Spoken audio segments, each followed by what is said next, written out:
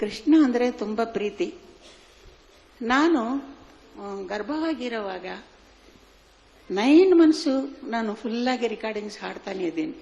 ತುಂಬ ವಾಮಿಟಿಂಗ್ಸ್ ಎಲ್ಲ ಬರುತ್ತೆ. ದಾರಿಯಲ್ಲಿ ಕಾರ್ ನಿಲ್ಲಿಸ್ಕೊಳ್ಳೋದು, ವಾಮಿಟಿಂಗ್ ಮಾಡೋದು, ರೆಕಾರ್ಡಿಂಗ್ ಹೋಗೋದು, ಹಾಡಿಬಿಟ್ಟು ಬರೋದು, ಈ ಥರ.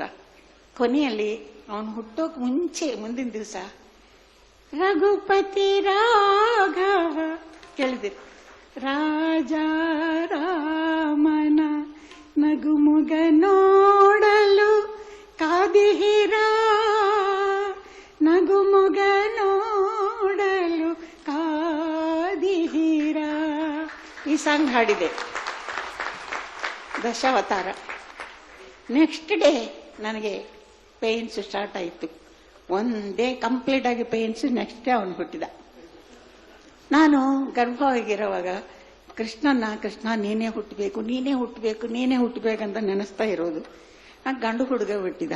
ಅದಕ್ಕೆ ಗಂಡು ಹುಟ್ಟಿದಾನೆ, ಕೃಷ್ಣನೇ ಹುಟ್ಟಿದ ಅಂತ ಏನೋ ಒಂದು ಆಸೆ, ಅವನೇ ಹುಟ್ಟಿದ್ದಾನೆ ಅಂತ. ಅದಕ್ಕೆ ಮುರಳಿ ಕೃಷ್ಣ ಅಂತ ಹೆಸರಿಟ್ಟಿದ್ದು.